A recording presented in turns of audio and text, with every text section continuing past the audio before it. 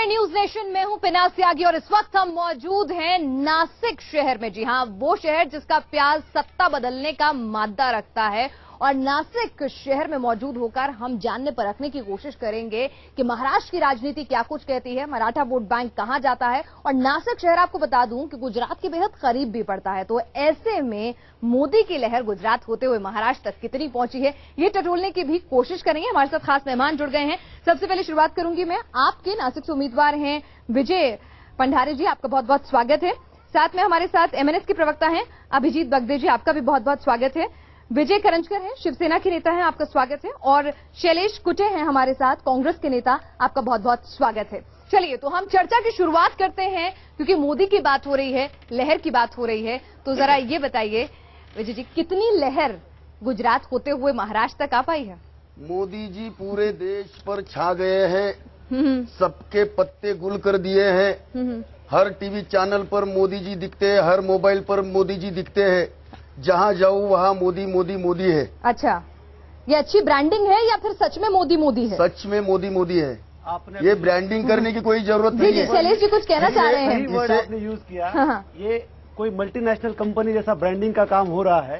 वो पर्सनल अपनी ब्रांडिंग कर रहे हैं, पार्टी एक तरफ हो गई और मोदी मोदी मोदी चल रहा है। चलिए, मोदी मोदी मोदी चल रहा है यहाँ पर। ये बताइए विजय जी, जी आप क्या कहना चाहते हैं? नासिक में मोदी की लहर बिल्कुल नहीं है। बिल्कुल नहीं है? बिल्कुल नहीं है। चलिए, तो यहाँ पर मनसे की तरफ से यहाँ पर अभिजीत जी बहुत शांत हैं। और लेकिन यहाँ पर उनसे मैं सवाल करूं आपसे, उससे पहले एक सवाल दागूंगी। अगर मोदी की इतनी लहर है, तो अगर बात करें इस इलाके की, मैं नासिक से थोड़ा आगे बात को ले जाती हूँ और पूरे कोंकण रीजन की बात करती हूँ। ये होल्ड माना जाता था शिवसेना का, बीजेपी का गढ़ माना जाता था। लेकिन सुनिए, आपके उत्तराधिकारी के गढ़ में सेंध लगा दी मनसे ने। तो क्या आपको लगता है आपके उत्तराधिकारी अपने गढ़ को, अपने किले को बचाने में कामयाब नहीं रहे? जी नहीं, पिछली बार जनता को गुमराह करके वोट मिलाए थे। इस बार जनता बिल्कुल गुमराह नहीं होगी। अभिजीत जी, हमारे सहकारी शिवसेना के जिला प्रमुख जो बात कर रहे हैं, वो खाली बात कर रहे हैं, दिल से वो भी ये मानते हैं कि वो जो अभी यहाँ कह रहे हैं ऑन एयर, वो सबसे बड़ा झूठ है। महाराष्ट्र नवनिर्माण सेना ने महाराष्ट्र के अंदर 8 साल में यहाँ जो पैर जमाए हैं, जिस नासिक की आज बात हो रही है, जिस नासिक में हम अभी ये शो कर रहे हैं, इस नासिक में पिछली लोकसभा इलेक्शन में जो इनके आज कैंडिडेट है, वो हमारे वहाँ कैंडिडेट थे जी। और उस टाइम पार्टी बहुत नहीं थी, फिर भी उस टाइम में आदरणीय राज साहब ठाकरे के लक्ष्य पर यकीन करते हुए इस नासिक शहर ने और इस लोकसभा, तो आपको लगता है उद्धव अपना गढ़, मतदारों ने हमारे पर यकीन किया था। उसके बाद 3 आमदार हमारे यहाँ से एमएलए चुन के आए हैं, विधायक। एमएनएस के 3 विधायक इस नासिक शहर से है। बिल्कुल बिल्कुल, आप जानते हैं महापालिका के इलेक्शन में। लेकिन आपको लगता है उद्धव बागडोर नहीं संभाल पाए, अपने किले को बचाकर नहीं रख पाए? उद्धव अपने किले को बचा के नहीं रख पाए? बाला साहब ठाकरे के जमाने में ये पूरा गढ़ माना जाता था शिवसेना का। नहीं, शिवसेना का अभी जो भी कुछ आज है, वो उनका आज का वर्तमान है। लेकिन उनकी जो हिस्ट्री थी, जो पिछला कुछ भी था, जी, उसमें जो सेना थी, जो शिवसेना थी, मतलब उस टाइम शिवसेना, ये 4 लफ्ज अगर किसी ने निकाले मुंह से, जी, तो आंख पे ऐसे रोमांच खड़े होते थे। लेकिन वो बात अभी रही नहीं है। चलिए, और जो महाराष्ट्र में हम अभी देख रहे हैं कि कल उनको एक 5 बार लोकसभा में चुन के जो आए थे राहुल, उन्होंने कल फिर से शिवसेना में प्रवेश किया और इन्होंने भी उसको पावन करके लिया। चलिए, तो यहाँ पर आपके लग गई है, ये पता चलता है कि शिवसेना का महाराष्ट्र के अंदर क्या है। भुजबल जी को मिलेगा क्या? इसका फायदा भुजबल जी को मिलेगा? एंटी इनकम्बेंसी के फायदे दोनों के घर में जो लड़ाई हो रही है, डेफिनेटली मिलेगा, क्योंकि कांग्रेस और राष्ट्रवादी की जो वोट बैंक है वो वही सही सलामत है। आज जो भी डिवीजन हुआ है पिछले 10 सालों में, उनके वोट्स में हुआ है, उनकी वोट बैंक में हुआ है। वो अपने वोट बढ़ा नहीं पाए हैं जी। और अभी जो नया यूथ आया है, वो यूथ मैक्सिमम हमें ऐसा लग रहा है कि वो कांग्रेस की तरफ आ रहा है। चलिए, यूथ की पार्टी जो कहलाते हैं खुद को आम आदमी पार्टी, ये बताइए कि जिस तरह से यहाँ देखा जा रहा है कि पार्टी को बहुत कमतर लोग उस पैमाने पे नहीं जानते और राष्ट्रीय पार्टियां तो आपको एक्नॉलेज तक नहीं कर रही हैं अपने भाषणों में, अपने इंटरव्यूज में, कहीं आपका मेंशन तक नहीं कर रही हैं। तो मकसद क्या है, सुर्खियां बटोरना या वाकई में कड़ी चुनौती देना? ये देखिए, पब्लिसिटी हमारी नहीं हो रही है, बिल्कुल सही है। हमें जानबूझ के बाजू में डाला गया है, फिर भी कोई हरकत नहीं।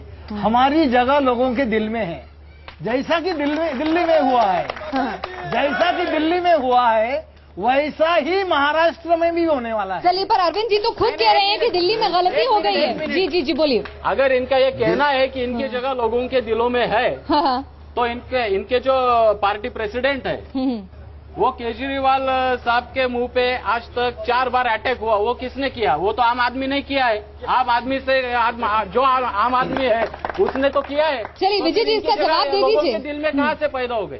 देखिए, ये जो अटैक किए गए, ये अटैक प्लान्ड अटैक थे। अच्छा, और किसने कराए?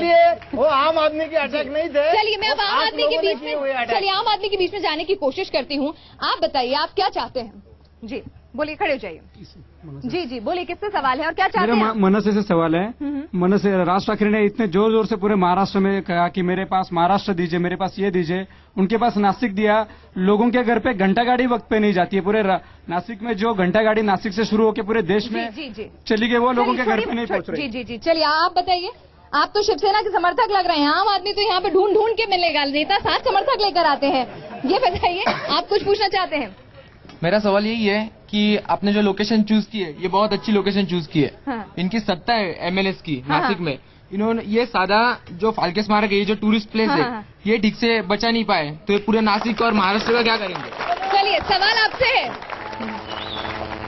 ये हमारे अभी भाइयों ने, हमारे जो ये चाहते हैं, इन्होंने जो सवाल किए हैं, मैं यहाँ ये कहना चाहता हूँ कि नासिक के अंदर महानगर पालिका में 2 साल पहले हमारी सत्ता आ गई।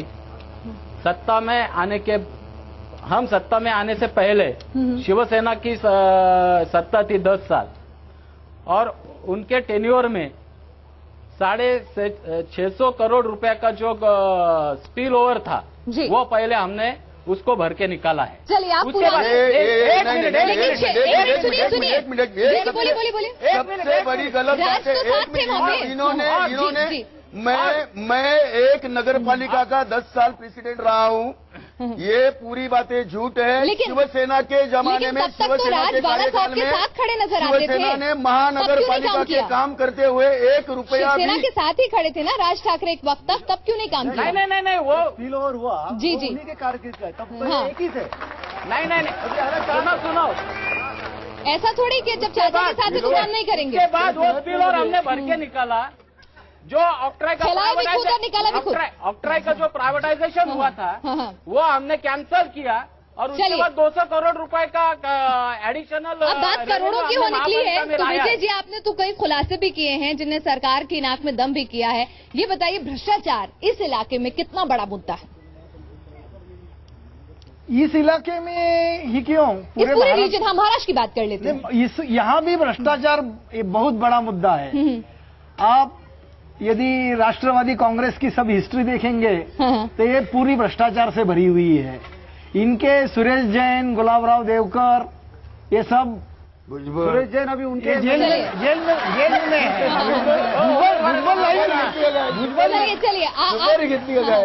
चलिए, आपने भी कुछ दागी शामिल कर ही लिए, मतलब राजनीति का रंग चढ़ रहा है आप लोगों पर। किसी के ऊपर उंगली उठाना बहुत आसान है। इनके पास दिल्ली की सत्ता, लेकिन उंगली आप पे ये भी उठती है कि भुजबल परिवार ने यहाँ पर सिर्फ वंशवाद किया है, काम कम किया है। भतीजे को टिकट, बेटे को टिकट, कार्यकर्ता नाराज है।